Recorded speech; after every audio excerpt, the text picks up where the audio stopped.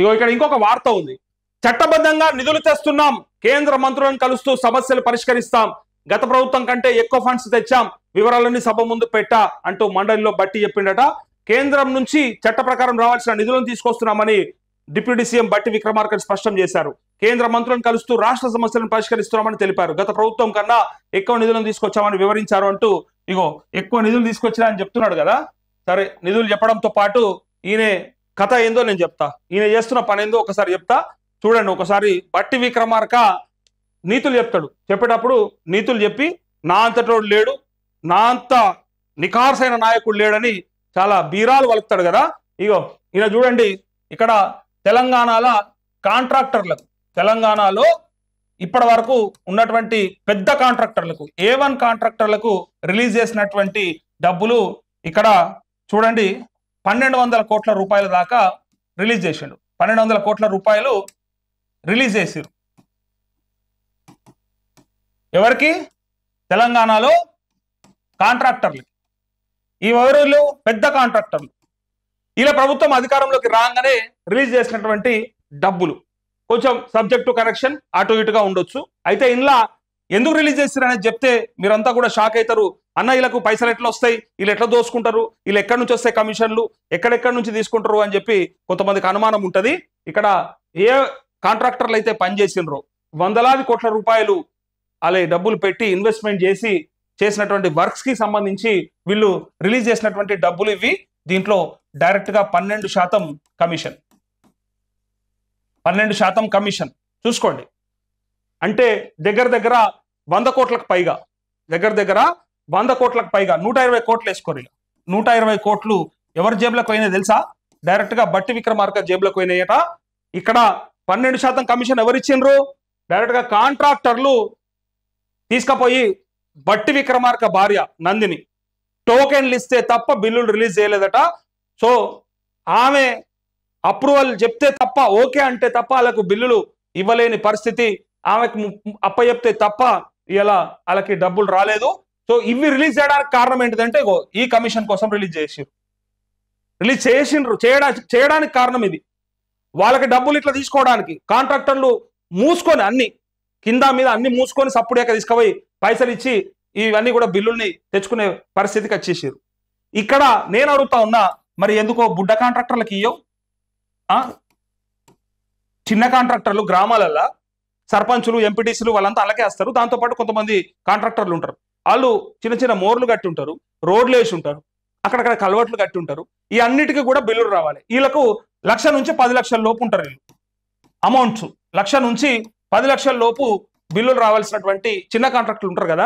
ఈ చిన్న కాంట్రాక్టర్లకు బిల్లులు ఇప్పటిదాకా రిలీజ్ చేయలే. అయితే ఈ కాంట్రాక్టర్లకు ఎందుకు ఇస్తలేరు చెప్పాలా నేను? ఈ సివిల్ వర్క్స్ ఇవన్నీ కూడా ఈ కాంట్రాక్టర్లకు ఇవ్వకపోవడానికి కారణం ఏంటిదంటే వీళ్ళు కమిషన్ ఇయ్యారు కాబట్టి. ఎవరికి? డైరెక్ట్ గా ఇక్కడ బట్టికి పోవాల్సినటువంటి కమిషన్ ఇక్కడ గ్రామాల నుంచి వెళ్ళదు కాబట్టి. కానీ వీళ్ళు ఎవరికి ఇస్తారు తెలుసా? వీళ్ళకు కూడా తప్పదు ఈ పరిస్థితి.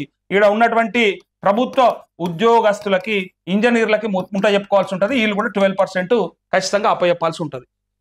ఇవాళ నాసిరకం పనులు, ఈ రోడ్డు బాగలేదు, ఈ కల్వట్టు బాగలేదు, లేకపోతే ఈ కట్టడాలు బాగలేవు, ఈ మోర్లు గిట్ల కడతారా అని చెప్పి ప్రజలు మాట్లాడతాం కదా, మనం అనుకుంటుంటాం కదా.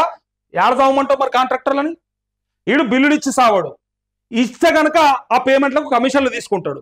వాడి ఇన్వెస్ట్మెంట్ ఏది, వాడు ఎట్లా బతకాలి, ఎట్లా తీసుకురావాలి, ఎట్లా పే చేసుకోవాలి, పనులు ఎట్లా జరుగుతాయి? మరి ఎంత దోపిడి చూడుర్రి. పని చేసిన పేరిటనేమో ఈడ దోసుకుంటారు.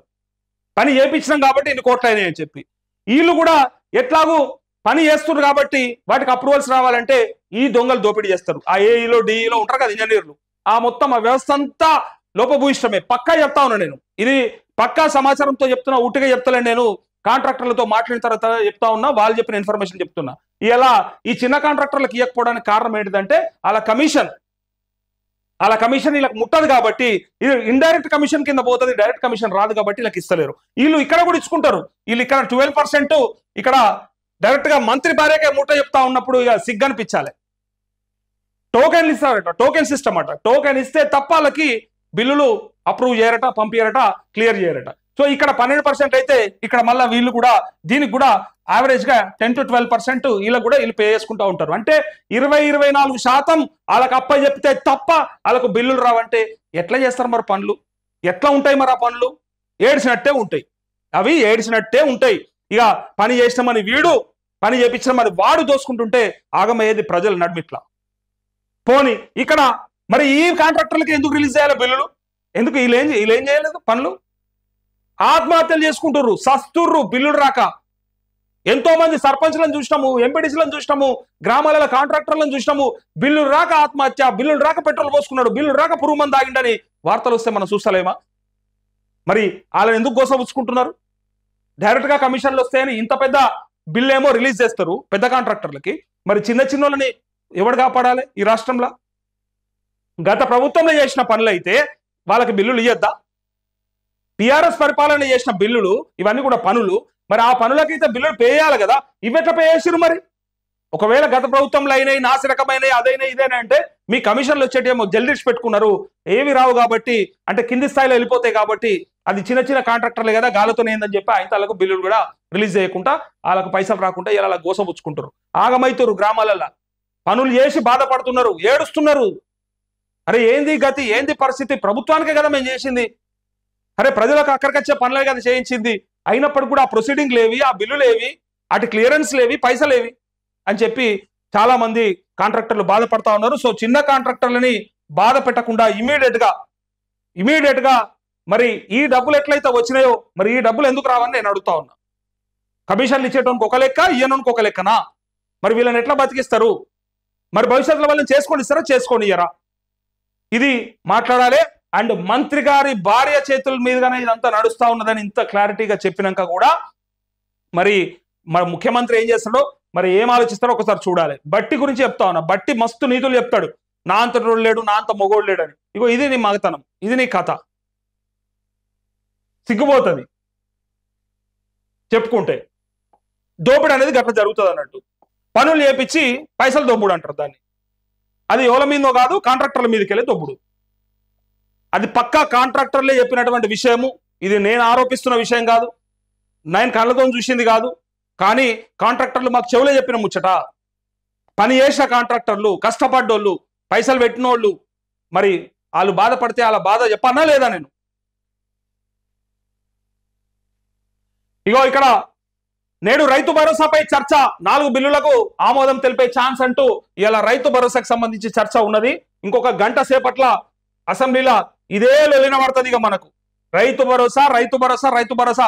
మన రైతులను ఎంతో ఉద్ధరించినట్టు ఈ నాయకులంతా కలిసి మళ్ళీ పీకి కట్టలు కట్టినట్టు మొత్తం మనల్నిగా మొత్తం మనకే పెట్టినట్టుగా, మేము రైతు ప్రభుత్వం, మాది రైతు రాజ్యం, మేము రైతు పరిపాలన అందిస్తున్నాం, మా అంతా ఎవడు ఇయ్యలేడు,